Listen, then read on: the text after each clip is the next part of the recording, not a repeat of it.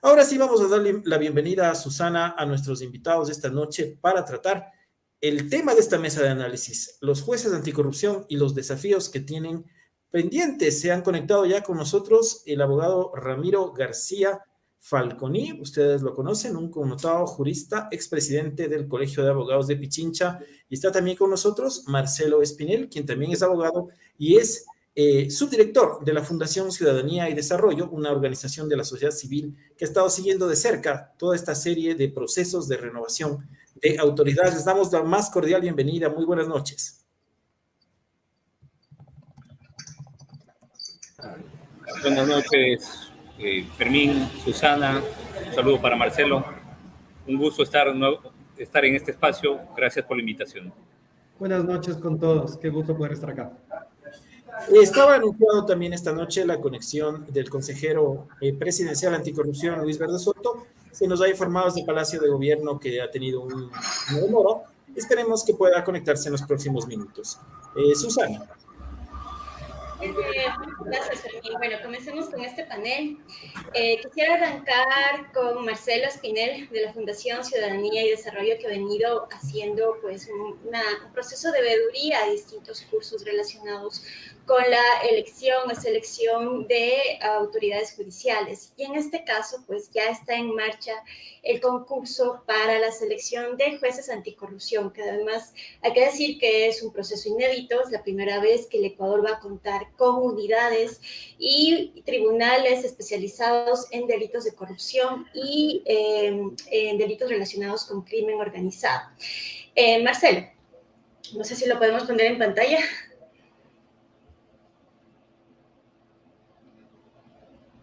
Ahí está, gracias. Marcelo, cuéntame tú, ¿cuáles son las expectativas que tienen ustedes desde la sociedad civil respecto a este curso que arrancó el pasado 2 de abril, específicamente ya con la convocatoria al registro de los posibles aspirantes a jueces anticorrupción? Bueno, en primer lugar, creo que es importante destacar que ha tenido o ha generado muchas expectativas de este proceso de designación. Hasta el día de hoy ya más de 400 personas han inscrito en la plataforma para poder participar de este proceso de selección. Sin embargo, solo 25 han completado toda la información, ya se ha entregado en forma digital y física. Y pues hay que esperar hasta los inicios de la próxima semana cuántos terminan de completar esto. Como bien mencionabas, Susana, desde la Fundación hacemos distintos procesos de veeduría a procesos de designación de jueces. Precisamente los últimos refirieron a la renovación de la Corte Nacional de Justicia y también la renovación de la Corte Constitucional. Y creo yo que hubo dos aspectos en común en esos procesos. Y el primero fue la emisión de reglamentos para designación de operadores de justicia que no responden a estándares internacionales, que mantienen parámetros bastante subjetivos que pueden dar amplia discrecionalidad a quien los evalúa y que de una u otra manera podría dar como resultado que estos jueces no gocen de plena independencia. Y el otro aspecto en común que existió en los otros procedimientos de designación de jueces más recientes en el país fue la falta de transparencia. Y con falta de transparencia no nos referimos a que hayan sido del todo opacos, sino que la entrega de información no siempre era oportuna. Si uno quería buscar información en los portales oficiales al respecto de los procesos de designación de jueces, esta información era entregada de forma tardía, algo que de forma indirecta afecta a los derechos de control social y también, sin duda, al periodismo de investigación al respecto de estos procesos. En el caso específico de los jueces anticorrupción, desde el año pasado el Consejo de la Judicatura ha venido emitiendo algunas resoluciones para este proceso. Ustedes han analizado, y creo me parece, algunas que se emitieron el año pasado. ¿Qué encontraron? ¿Qué hallaron? ¿Qué observaciones tienen ustedes al respecto? La mayor cantidad de observaciones, Susana, refiere, como te comentaba, a la subjetividad de los parámetros a analizar. Por ejemplo, cuéntame cuál es la... Exactamente, incluso si es que nosotros nos queremos referir específicamente al reglamento que se utilizará para designar a los jueces de anticorrupción, se puede evidenciar la realización de la prueba psicológica, así como la prueba de confianza, que hoy por hoy se desconoce cuál va a ser el alcance de esta prueba psicológica y esta prueba de confianza. Lo que determina el reglamento es que la unidad de talento humano determinará cómo se realizará la prueba psicológica, así como también cómo se realizará la prueba de confianza. Existen otros parámetros como por ejemplo el hecho de que se evalúe una trayectoria intachable. ¿Qué es una trayectoria intachable? Recordemos que ya hemos tenido parámetros similares en otros procesos de designación, como por ejemplo sucedía con el Consejo de Participación Ciudadana Transitorio, cuando se calificaba la honorabilidad de los postulantes a distintos cargos públicos. Y esto a la larga, pues, termina nuevamente cayendo en la subjetividad del evaluador. Perfecto, muchísimas gracias. Voy a seguir con esta primera ronda de preguntas con el abogado Ramiro García. Muchas gracias por estar con nosotros. Cuando se lanzó este concurso, hace más de una semana, las autoridades, incluso el presidente de la República, convocó a los abogados del país a que se postulen y participen. ¿Qué expectativas existen en el gremio de abogados respecto a este concurso? Bueno, esperamos que se corrijan errores cometidos en concursos anteriores. Esperamos que el elemento subjetivo sea marginal, sea menor. Esperamos que, además, exista total transparencia en la designación de estos jueces, total transparencia en el acceso a sus hojas de vida, total transparencia y accesibilidad a eventuales impugnaciones, que creo yo que es lo que al fin de cuentas, al final del día, nos permite hablar de un proceso más o menos transparente. A la final, cuando estamos hablando de los jueces anticorrupción, lo que estamos hablando es jueces penales especializados, no más que eso. Simplemente que estos jueces penales no van a conocer temas como violaciones, robos, estafas. Bueno, habrá que ver exactamente, porque uno de los problemas es delimitar qué sí y qué no corresponde a estos jueces, pero básicamente esto es algo que ya se viene dando en varios otros países, España, Argentina, por ejemplo, es que en otras partes se denomina la jurisdicción penal económica o delitos de criminalidad de cuello blanco. Eso es básicamente lo que se va a tratar en estas jurisdicciones. Ahora, en medio de este contexto, apareció, por ejemplo, un reclamo, sobre todo de varios abogados de la ciudad de Guayaquil, que decían que se les estaba coartando de alguna manera su derecho y a sus clientes también a un proceso pues ágil, oportuno, y ellos cuestionaban sobre todo el tema de la jurisdicción de estos jueces que van a trabajar sobre todo desde Quito. Tanto la unidad como el tribunal van a estar acá con sede Quito, y ellos han cuestionado mucho eso. ¿Cómo lo ven ustedes? ¿Cuál es su opinión al respecto? Bueno, yo creo que los temas de jurisdicción tienen que ser entendidos de manera diferente desde hace 2 años acá. ¿A qué me refiero? Yo entre 2020 y la actualidad debo haber hecho como poco 35 audiencias, alrededor de unas 35 o 40 audiencias, todas digitales. Es decir, ya no es como antes de marzo 2020, que uno tenía que ir físicamente de manera presencial a una audiencia. Ahora yo creo que desde lo digital se lo tiene que entender de forma diferente. Y muchas de estas audiencias, pues las he hecho en otras provincias que no sean la provincia de Pichincha, y sin embargo todas las he hecho desde mi estudio jurídico, desde mi casa inclusive. En este momento, por ejemplo, estamos dialogando, usted está en Quito, yo estoy ahora mismo en Manabí. Así que, y podría estar en una audiencia tal cual estuviera en Quito. Entonces, yo creo que hay que pensar un poquito, hay que cambiar un poquito el chip.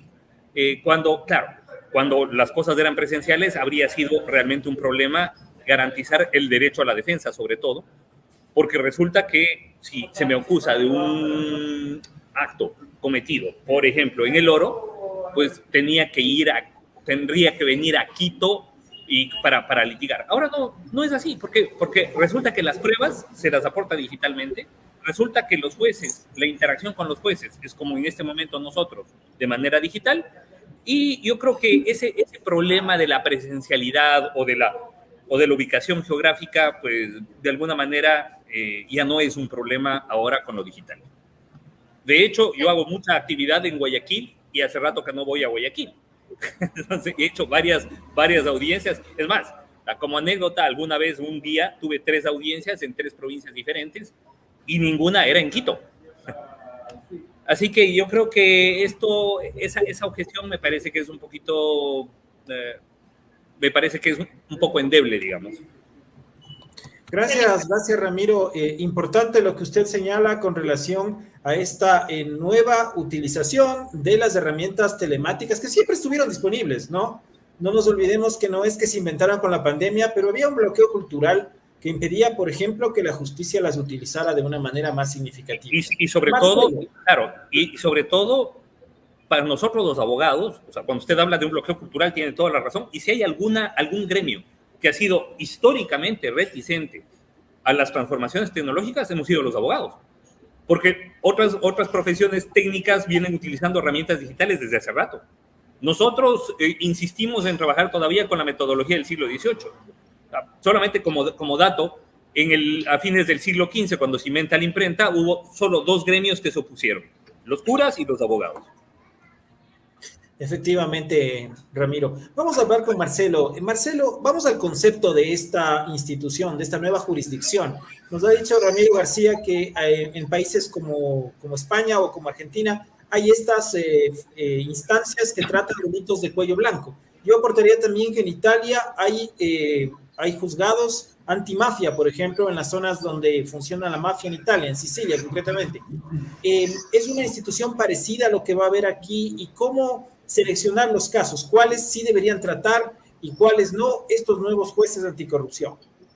Bueno, creo yo que también hay que partir de lo siguiente. En un sistema ideal de justicia no debería existir una jurisdicción especial que trate casos, en este caso, de corrupción, cuando existe la concurrencia de cierto tipo de circunstancias, que es lo que se ha determinado en la norma.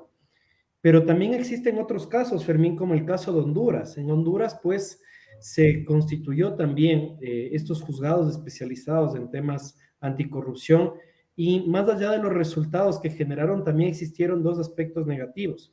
La primera era su alto costo, porque llegó un punto en el cual, pues, no tenían carga procesal y tenías que seguir manteniendo a estos jueces en sus cargos y pues de una u otra manera, más allá de que no estaban realizando un trabajo dentro del día a día, porque ya no existía más esta carga procesal, la protección que ellos debían recibir, pues también era un alto costo para el Estado. Y esa es una de las preocupaciones que debemos tener. La segunda, que también creo que es importante dejarla sobre la mesa, es la plena independencia que deberían tener estos jueces. Porque en el escenario ideal que te comentaba en un primer momento, si los jueces de todas las cortes, de todos los niveles, de todas las jurisdicciones, gozaran de plena independencia, si no fueran designados con presiones políticas o intereses políticos, pues la existencia de este juzgado debería ser innecesaria, ¿no? Desafortunadamente se ha mostrado que en el país no existe esta independencia, que no existe, pues, este alejamiento entre la política partidista y los procesos de designación de jueces y nos hemos visto abocados a participar o a emprender este proceso de designación. Yo creo, y es importante insistir tal vez en la línea de lo que decía Ramiro, hay que verificar las hojas de vida de todos y cada uno de los postulantes. Se requiere absoluta transparencia en todo el proceso. Recordemos que la primera etapa, ¿cuál es?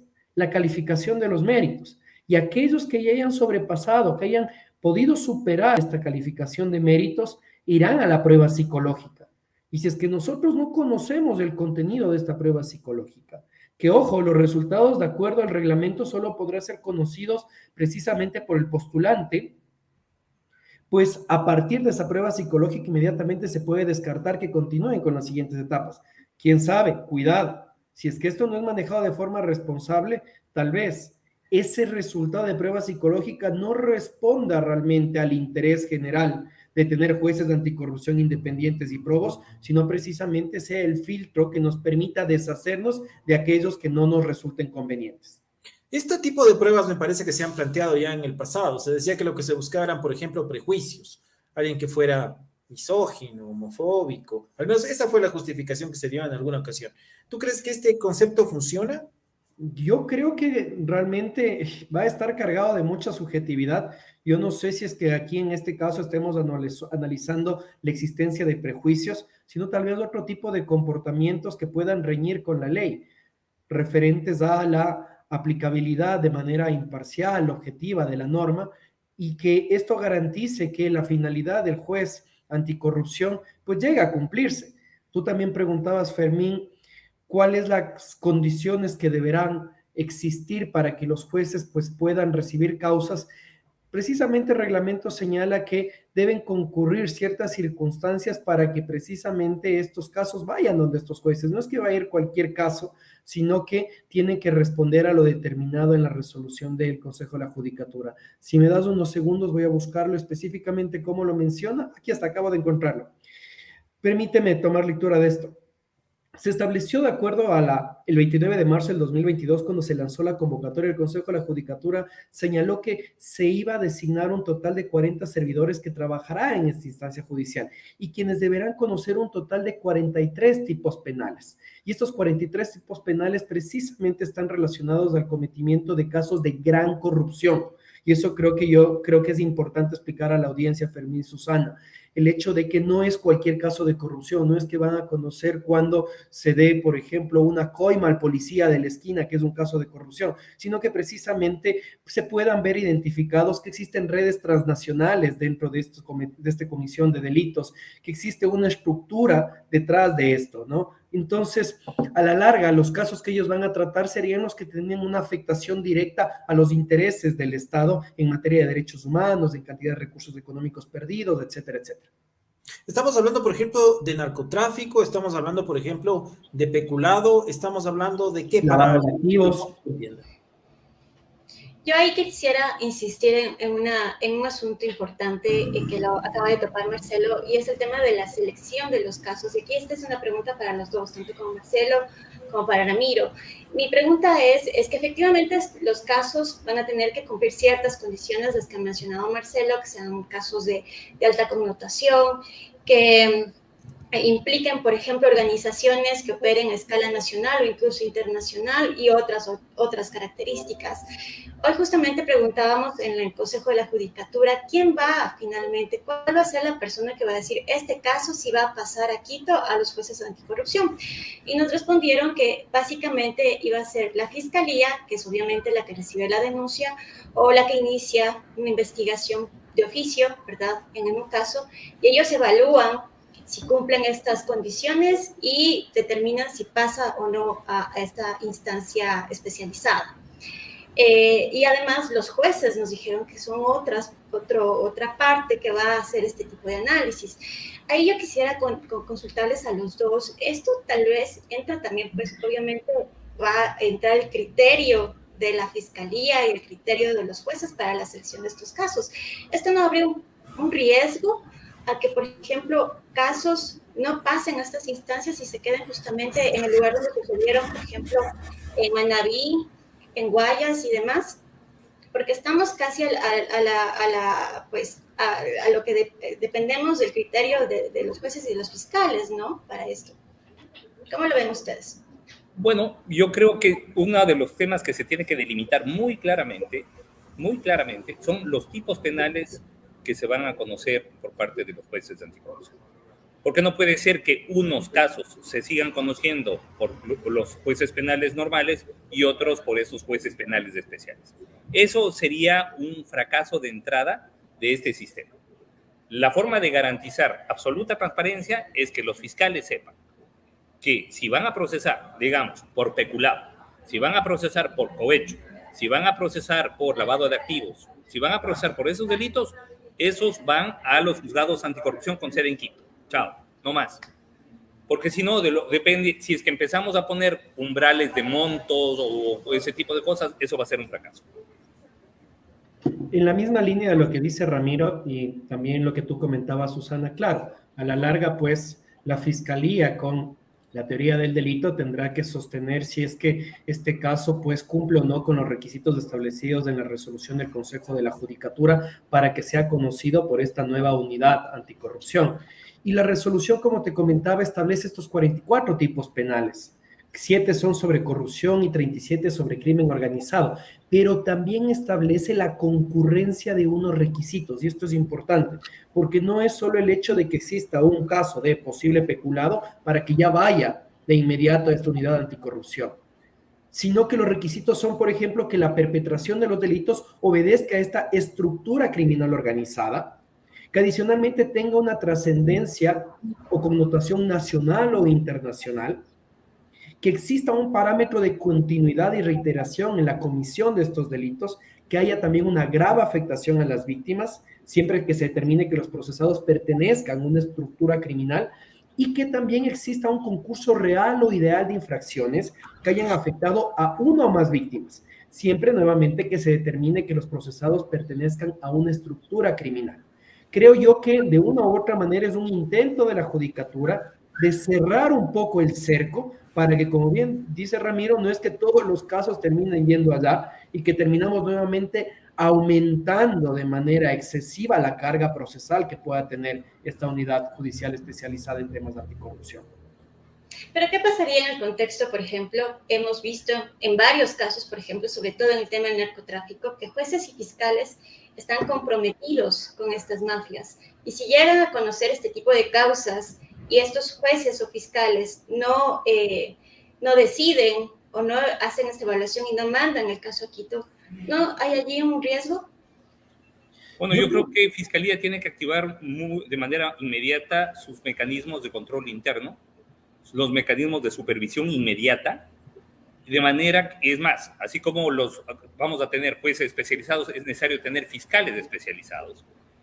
Y claro, ojo, mucha especialización en derecho penal económico en el Ecuador, no hay mucho. O sea, si usted me dice, bueno, vamos a tener 40 jueces, yo no conozco 5 penalistas que realmente conozcan de penal económico. Algunos medio tocan de oído, algunos medio conocen pero, por ejemplo, que hayan escrito sobre temas de penal económico, que hayan intervenido en foros de derecho penal económico, me sobran los dedos de una mano. Entonces, claro, eso va a ser fundamental que la escuela judicial también se active inmediatamente y que estos jueces estén en una formación permanente, una actualización permanente con nivel internacional para que esto pueda funcionar, porque de lo contrario va a ser una especie de juez penal paralelo y un poquito con mejor oficina, digamos, pero no más que eso. Yo ya diría dos cosas. Siempre es necesario pensar en un ecosistema anticorrupción. No creer que porque ya existen jueces de anticorrupción vamos a eliminar la corrupción del país y eso ya es suficiente. Entonces, de la mano de esta unidad, de estas unidades judiciales de anticorrupción, es importante fortalecer las capacidades en materia de lucha anticorrupción de los funcionarios de la Fiscalía para tratar de prevenir que suceda lo que tú bien mencionas, Susana. Y también en este ecosistema ingresa la OAF, la Contraloría y otras entidades de control, porque si es que nosotros únicamente nos enfocamos en la sanción de delitos y no también en los procesos de investigación que tienen que existir, así como también los procesos de prevención que están a cargo de otras autoridades, difícilmente vamos a lograr algo. Yo comparto la preocupación de Ramiro al respecto del nivel de especialización, porque, ojo, los requisitos que se establece tanto en la resolución como en los instructivos no son del todo específicos. ¿Y a qué me refiero? Tiene que cumplir los mismos requisitos que cualquier otro juez, pero se hace un pequeño énfasis en derecho penal. Y se pone un poco más de experiencia si un juez va a ir, o un postulante va a ir a la unidad o al tribunal. Y se refiere a que el uno debe tener mínimo 5 años, el otro 7 años. Pero esta especialización en derecho económico, esta especialización en temáticas específicas, derecho penal económico, y esa especialización específica en temas de anticorrupción, no se lo está viendo como un requisito. Y cuidado, se pretenda superar ese requisito con los 30 días de capacitación posterior que se establece en el reglamento. Yo creo que sí debemos pensar en un proceso permanente de formación y evaluación de estos jueces de cara a garantizar esta independencia en su accionar. Caso contrario, lo que vamos a tener son jueces un poquito más especializados de materia penal, como dice Ramiro, y que, ojo, ojalá no respondan a intereses políticos o peor aún, a intereses mafiosos. Fermín. Gracias, Marcelo. Bueno, ¿cómo ven ustedes el apoyo que le ha dado público el embajador de los Estados Unidos y también el representante de la Unión Europea. Al parecer hay un importante interés de estas dosis, tanto de Estados Unidos cuanto de la Unión Europea, en apoyar este proceso en Ecuador. ¿Responderá tal vez eso a la falta de confianza que tiene la justicia ecuatoriana, no solo entre la población, sino también en el marco internacional, Ramiro? Mira, Fermín, yo creo que de alguna manera los abogados que litigamos tenemos la percepción de que tenemos 20 y pico países diferentes en lo judicial. Es decir, que presupuestos exactamente idénticos, normas, la misma norma tiene una interpretación diferente en una corte o en otra. Y entiendo yo que una de las cosas que se quiere evitar es esto.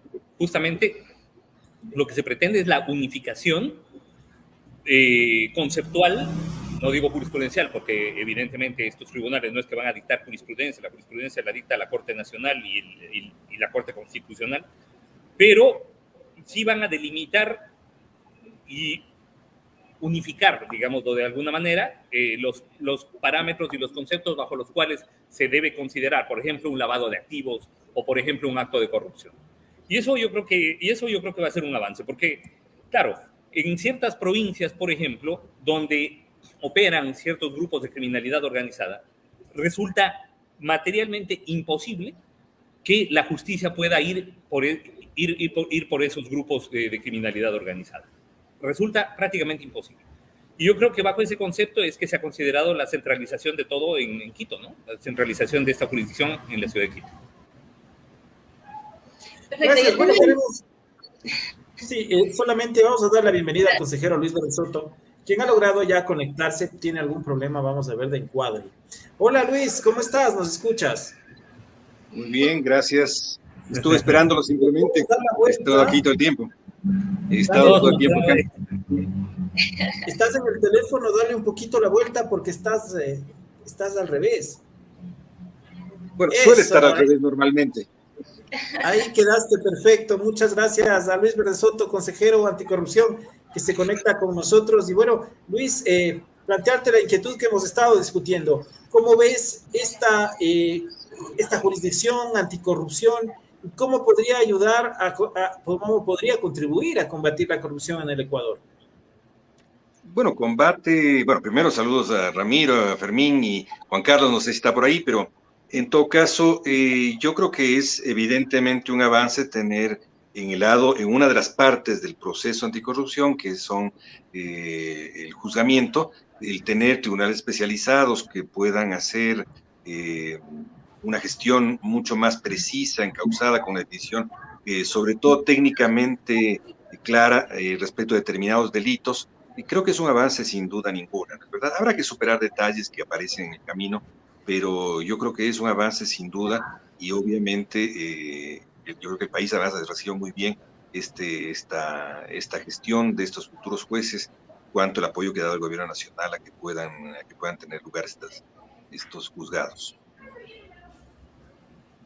Susana. Muchas gracias. Una pregunta más al consejero Berresoto. Desde el gobierno se ha anunciado que ustedes están apoyando este proceso. De hecho, han hecho una inversión de $2 millones justamente para acelerar y para que este concurso pues termine lo más pronto posible. Entiendo que ustedes están preocupados por el tema de narcotráfico, sobre todo el avance del narcotráfico en el país.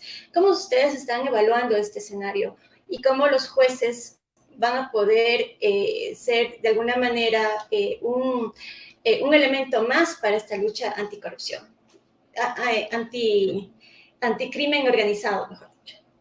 Mira, creo que hay que diferenciar mucho y es muy necesario diferenciar las acciones de seguridad que se emprenden contra el crimen organizado y entre ellos el narcotráfico, de las acciones anticorrupción que tienen que ver con la prevención.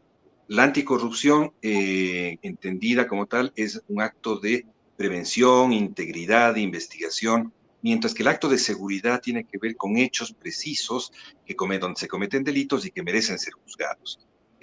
Cuando tenemos claro esta diferencia, ¿no es cierto?, no confundimos el hecho de que haya mayor o profundidad o mayor difusión de delitos que tienen que ver, con, por ejemplo, con el narcotráfico, respecto a los avances o no que puedan haber en la lucha contra la corrupción. Son dos aspectos totalmente distintos y ha sido unas recomendaciones internacionales más celosas, es tratar de separar esto. Por caso contrario, se tiende a confundir en la mente de los ciudadanos y en la mente de los periodistas que los hechos de corrupción, los hechos, mejor dicho, de narcotráfico, los hechos que atentan a la seguridad, son hechos que necesariamente se confunden con la tipificación que posteriormente se hará de esos delitos. Si puede avanzarse en seguridad y no avanzarse en corrupción, y puede avanzarse en corrupción y no tener la misma celeridad en la que combate el narcotráfico. Ahora bien, evidentemente el gobierno tiene dos vertientes en esto, tiene que trabajar en seguridad y lo está haciendo, pero no me corresponde a mí hablar sobre ese tema. Yo creo que lo que está haciendo son pasos importantes para tratar las diferentes brechas que se han abierto en torno a la seguridad, ¿no es verdad? Y por el lado de la anticorrupción estamos trabajando fundamentalmente en prevención. En las siguientes semanas presentaremos la estrategia que complementa los lineamientos de la política anticorrupción que fueron sometidos a consulta de varias organizaciones, aproximadamente 400 organizaciones a quienes han podido opinar sobre esto. Estamos recogiendo en este momento diversos instrumentos de trabajo y evidentemente desembocaremos como gobierno en una política nacional anticorrupción que comprende elementos de integridad como la presencia de las principales funciones del Estado, coordinando y logrando un alineamiento ético y evidentemente un alineamiento jurídico de respeto al Estado de Derecho en torno a actos de corrupción. Estas serán, ¿no es cierto?, actos. De hecho, estamos trabajando en algunos elementos, pero mi responsabilidad no son casos, mi responsabilidad son políticas. Y lo que hemos presentado es una política anticorrupción y ahora presentaremos la estrategia correspondiente. Gracias. Quisiera continuar con Ramiro, volviendo al tema de los jueces anticorrupción. Una de las promesas que ha hecho el Consejo de la Judicatura es que una vez que ya empiecen a operar los jueces anticorrupción, estos van a empezar a trabajar con el tan ansiado y tan anunciado expediente electrónico. Entiendo que esto es considerado un avance o sería un avance en caso de que se implementara al menos desde estas unidades. Bueno, luego han dicho que lo extenderán al resto de jurisdicciones. En este caso, ¿cómo ustedes ven esto? ¿Cómo analizan este anuncio y creen que es factible y cómo ayudaría el expediente electrónico justamente para el tema de la transparencia en este tipo de casos? Bueno, a ver, si hay algunos defectos que encontramos en la administración de justicia de los múltiples, sin duda la falta de celeridad, la falta de eficiencia y, por supuesto, la falta de transparencia son tres factores fundamentales. Ahora, que en esto puede haber una mejoría ostensible con la implementación de nuevas tecnologías que ya están además disponibles desde hace rato en el mercado, por supuesto. Que se puede hacer, sin lugar a dudas. Es cuestión de dos cosas: voluntad política y presupuesto. Si es que existe la voluntad política de hacerlo, de dar el salto a una justicia siglo XXI y no quedarnos, como decía hace un momento, en la metodología siglo XVIII, si es que hay la idea de transformar digitalmente la justicia, pues yo creo que esto se puede avanzar. Y entiendo de lo que le he escuchado a Fausto Murillo como presidente del Consejo de la Judicatura, está muy enfocado en esa vía. Y yo creo que se puede hacer, sin duda. Y es algo que no solamente que se puede hacer, se debe hacer, se necesita que se haga. ¿Cómo, desde la experiencia de ustedes, por ejemplo, el tema de la transparencia, o sea, cómo ayudaría el expediente electrónico al tema de la transparencia? Es decir, ya permitiría que, por ejemplo, no se pierdan algunas del proceso, demás, o sea, exactamente ustedes que manejan el tema penal, ¿cómo claro, es el momento en que usted tiene el expediente en la web, el momento en que usted tiene el expediente digitalmente, usted puede controlar. Además, es necesario echar mano a ciertas tecnologías que existen, como el blockchain, por ejemplo, para la trazabilidad de ese expediente, ¿verdad? Que no se caiga un pedacito del expediente y que si se cae un pedazo del expediente se sepa quién lo cogió, quién lo movió, quién lo borró y que además que se pueda recuperar. Esto es fundamental. Y esto ya desde hace rato, por ejemplo, las criptomonedas utilizan esta tecnología, la del blockchain. Así que esto, unido al Big Data, unido a inteligencia artificial, es decir, todo aquello que se pueda automatizar, el que usted no tenga que ir a una unidad judicial para pedir el expediente foliado a mano y cosido con piola, por ejemplo. El que usted pueda acceder a las 3 de la mañana a su expediente, abrir y revisar toda la prueba adjunta ahí. El que uno pueda descargar todo o parte del expediente, evidentemente todo eso abona una mucho mayor transparencia. El que además todos podamos acceder a todos los procesos penales que sean públicos y que solamente sean reservados a aquellos que por su naturaleza sexual o por estar relacionados con la defensa del país, por ejemplo, no puedan ser conocidos por todos. Pero el que todos podamos acceder, el que todos podamos, por ejemplo, acceder a las audiencias, eso ya se está haciendo. Y eso es un gran paso. Porque antes había así como ese secretismo, que no entre nadie. A ver un momentito. Ahora las propias unidades judiciales, los jueces, los tribunales, están anunciando en cartelera, así como se anunciaba antes, audiencia en el tercer piso a las 10 de la mañana, ahora ya no es en el tercer piso, sino audiencia en el enlace tal de Zoom a las 10 de la mañana. Y usted puede entrar. Y ahora, por ejemplo, mis estudiantes antes decían, vea, doctor, llévenos a una audiencia. Ahora pueden ver 10 audiencias al día. Ahora ya la litigación es digital, entonces tenemos que dar el paso hacia adelante. Y por supuesto, si es que vamos a hablar de una jurisdicción que va a luchar contra la corrupción, lo primero que tenemos que hacer es dotarle de los implementos de transparencia, eficiencia y agilidad, que ya los hay, insisto, porque nosotros hemos dado estos pasos a partir de la pandemia. Pero en los países del primer mundo, España, por ejemplo, lleva más de 10 años de transformación digital de la justicia. Fermín. Gracias, Ramiro. Efectivamente, a veces parece que la justicia ecuatoriana se hubiera quedado en los tiempos de la Real Audiencia, donde llegaban los papeles o los mandaban al virrey de Bogotá a lomo de mula y ahí pues veían cómo solucionar. Estaba yo preguntando a Marcelo sobre cómo ven ustedes el tema de la respuesta o el interés de Estados Unidos y la Unión Europea en este proceso. ¿A qué se puede atribuir este apoyo significativo que han dado los diplomáticos extranjeros? Bueno, las estructuras de crimen organizado que pueden existir en las naciones precisamente no ejecutan sus actividades únicamente en un país, sino que tienen esta característica de transnacionalidad y esto termina teniendo efectos en distintas naciones. Yo creo que es evidente que gran parte de los casos que se ha podido judicializar en los últimos años han sido gracias a, por ejemplo, mecanismos de cooperación eficaz que han existido con países como Estados Unidos o incluso Brasil en el reciente caso Odebrecht. El hecho de que ahora la cooperación internacional tenga un especial interés en poder combatir adecuadamente la corrupción es porque está consciente que la existencia de estos delitos en países como los nuestros están teniendo afectaciones en sus naciones. Y es importante que se puedan sumar esfuerzos. Yo creo que debemos ver con buenos ojos el hecho de que la comunidad europea, así como Estados Unidos, estén soportando este tipo de procesos, pero así como podemos ver con buenos ojos, también es necesario que se ponga especial atención a que el apoyo de estos países no comprometa el accionar de estos jueces, que se pueda garantizar plena independencia y soberanía, tanto independencia de los jueces y soberanía del Estado al respecto del accionar de estas unidades jurisdiccionales, esta nueva unidad judicial anticorrupción. Gracias Marcelo. Bueno, ya que está conectado con nosotros el consejero Luis Verde Soto, ha habido algunos cuestionamientos a cómo se formuló este proceso de consulta de la política anticorrupción. Cuéntenos, Luis, ¿cómo va este proceso? El gobierno había señalado que hasta abril ya podría presentarlo y también legalizarlo por medio de un decreto ejecutivo. ¿Cómo va el proceso de la política anticorrupción? Me encantaría que tú, antes de responderte, me puedas hacer conocer cuáles son los cuestionamientos que han habido a la consulta.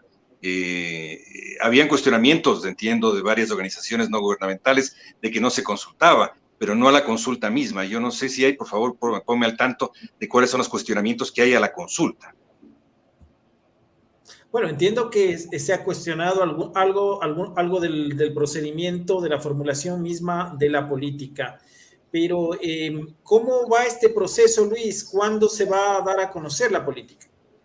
No, la política está dándose a conocer hace varios meses, está colgada en los principales instrumentos de comunicación del Estado, está en la página web de la Presidencia, ahí están los lineamientos, y yo creo que les remití a Plan B también los lineamientos, estos los tienen todos, inclusive varias organizaciones no gubernamentales, varias universidades. En este momento tenemos ya 80 universidades que han comentado, por lo cual me parece extraño que me preguntes sobre la política anticorrupción. La política lo que estamos trabajando este rato es de estrategia, que es la forma de concretar, ¿no es verdad?, principios y objetivos que se manejarán y el modo como hacerlo, que efectivamente es parte de una visión más global sobre la política pública. Hemos hecho ya consultas con varios niveles, primero con todos los partidos políticos, todas las bancadas se han pronunciado, tenemos el pronunciamiento, ya tenemos trabajado los consensos que existen entre ellos, como los pronunciamientos individuales. Se han presentado también aproximadamente 400 organizaciones sociales, entre no gubernamentales, universidades, medios de comunicación local, gremios de trabajadores y gremios de empresarios, en 5 polos de desarrollo del país: Quito, Guayaquil, Cuenca, Manta y Puyo, y se han expresado ya sobre los lineamientos de la política anticorrupción, y lo propio ha ocurrido con 68 instituciones del Estado, más bien de la función ejecutiva, para ser preciso, que fueron entrevistados. Cada uno de los ministros ministros o jefes de organización fue entrevistado, y tenemos ya una ficha que marca un mapeo global sobre riesgos de corrupción en todo el Estado. Esto en pocos días más estará en manos del presidente, y obviamente él dará el curso que considere a esta información, que es otra información más de soporte que hay sobre la estrategia. También tenemos 2 encuestas, una encuesta hecha sobre el conjunto del jerárquico superior, sobre prelación y sus criterios respecto a los delitos más comunes, los riesgos más comunes, y tenemos también una segunda encuesta sobre visiones acerca de integridad y de corrupción, que comprende 140 casos de funcionarios de la administración pública ecuatoriana. En base a eso estamos también trabajando, y espero que en pocas semanas más esté lista ya la estrategia que se entregará al país luego de la consulta. Por eso me quedo aún con el apetito de saber cuál es el cuestionamiento a la consulta que existe. Que existan cuestionamientos de la política, eso es evidente y es parte del hacer ciudadano, pero cuestionamientos al acto de consultar, yo no los he visto, salvo deben haber, ¿no? Tal vez alguna ONG lo ha hecho, ¿no? Se va a realizar se va a oficializar por medio de un decreto ejecutivo. Seguramente el presidente definirá de qué modo se lo hará, o lo someterá a un tratamiento seguramente de una instancia de integridad que vamos a crear, que ocasionó tanta indisciplina, el que se llame Comisión Anticorrupción. Esta comisión, comité o grupo de coordinación que se va a hacer con las principales autoridades de las funciones del Estado, porque es el Estado el que hace la política, no la hace ninguna otra instancia. Seguramente será también sometida a ellos el resultado del trabajo tanto de la política como de la estrategia. Gracias, Luis. Susana. Sí, ya creo que estamos en el momento de hacer una ronda final, ya más bien de las conclusiones de todos nuestros panelistas, y pedirles justamente cuáles son sus ideas finales al respecto, qué cosas quisieran dejar como observaciones o pendientes para estas autoridades que están llevando a cabo un proceso tan importante como es la selección de jueces anticorrupción. Marcelo, contigo primero, por favor. Bueno, creo que es importante que la judicatura evite cometer los errores de los procesos de designación anteriores, tratar de alejarnos de la mayor medida de lo posible de estos parámetros subjetivos que constan en el actual reglamento de designación a los jueces de anticorrupción. Creo que hay que poner especial cuidado a la prueba psicológica y a la prueba de confianza, así como también generar un sistema sostenible de formación y evaluación a estos jueces. Esperemos también que exista una máxima transparencia dentro del proceso de designación. Y con máxima transparencia no me refiero a que se nos entregue la información con el proceso de designación ya culminado, sino que la información sea entregada de forma oportuna y que sea accesible para toda la ciudadanía, que no esté esta información enmarañada en un sinnúmero de hipervínculos en la página de la judicatura, sino que exista un verdadero mecanismo de transparencia activa que pueda informar a los ciudadanos de forma oportuna y constante al respecto de cómo avanza este proceso. Creo que es un gran esfuerzo que está realizando el Estado ecuatoriano para tratar de fortalecer nuestro ecosistema anticorrupción, pero si no es llevado de la manera adecuada, simplemente tendremos otro juzgado que responderá a intereses político-partidistas e incluso a intereses mafiosos y que terminará profundizando la problemática de la corrupción en Ecuador. Gracias, Marcelo. Continuamos con Ramiro. ¿Cuáles son tus conclusiones, por favor? Bueno, creo que debo concordar totalmente con Marcelo en que es necesario no repetir los errores de selección del pasado. Es fundamental implementar un sistema de capacitación permanente porque, insisto, escojan a los que escojan, yo estoy seguro que van a llegar muy nuevos en estos temas y recién a enterarse un poco de qué se trata. Así que es fundamental la capacitación permanente, capacitación de nivel internacional y algo en lo que hacíamos énfasis hace un momento, la transformación digital de la justicia va a ser lo único que nos pueda permitir una mayor celeridad, mayor eficiencia y sobre todo mayor transparencia de la actividad judicial. Yo creo que con estas conclusiones me quedo. Gracias. Y finalmente, Luis Verde Soto, por favor. Mira, yo creo que no queda sino congratularnos como ecuatorianos de un paso adicional dado en el fortalecimiento del sistema judicial. Es evidente que deben haber alertas sobre cómo se procederá en la instalación de este nuevo aparato judicial y que evidentemente se respeten criterios que la función ejecutiva los respetará y lo está respetando, que son básicamente independencia de las otras funciones, de procedimientos en los que cabe la única intervención que cabe en este rato, en este segmento del Ejecutivo, es prestar los recursos consiguientes y obviamente apoyar a que Ecuador tenga una inserción también adecuada en esta faceta de la democracia que es de la sede judicial. Yo creo que va a ser muy importante este conjunto de nuevos jueces y de procedimientos para poder lograr una más precisa visión respecto a los delitos que se invocan allí. La tipificación es clara, hay un conjunto de delitos relacionados con el crimen organizado y los clásicos delitos contra la administración pública. Es evidente que tiene que haber transparencia para en el proceso de la fiscalía de imputación de delitos esté absolutamente clara y no haya lugar a asignaciones ambiguas. Yo creo que eso es absolutamente evidente y cualquier otro elemento, todo elemento nuevo evidentemente tiende a tener una inserción en la Constitución. Yo creo que estos tribunales se insertan en el proceso constitucional ecuatoriano de modo evidente y responden a situaciones nuevas, fundamentalmente de corrupción internacional, en la que evidentemente Ecuador tiene que tener una lectura. En Ecuador no tiene una lectura sobre la corrupción internacional, no tiene una lectura adecuada de la presencia de los principales delitos internacionales que se cometen en el país y esta puede ser la ocasión para que podamos trabajar con más eficiencia, un conocimiento y una conciencia del Estado ecuatoriano sobre la magnitud de los delitos de corrupción desde el área internacional. Pues bien, muchas gracias a nuestros tres panelistas en este foro. Gracias por haber participado y haber comentado sobre este tema tan importante. Fermín. Efectivamente, bueno, muchísimas gracias a los invitados de esta noche. Ha sido un panel de lujo. Ramiro García, Marcelo Espinel y Luis Verde Soto, con quienes hemos hablado sobre la designación de los jueces de anticorrupción y también sobre la política anticorrupción que anunció el gobierno y que ahora está pues ya en un proceso de consultas muy amplio que va a terminar en las próximas semanas con la oficialización, según nos han dicho, por medio de un decreto ejecutivo. Muchísimas gracias a todos ustedes y nos veremos.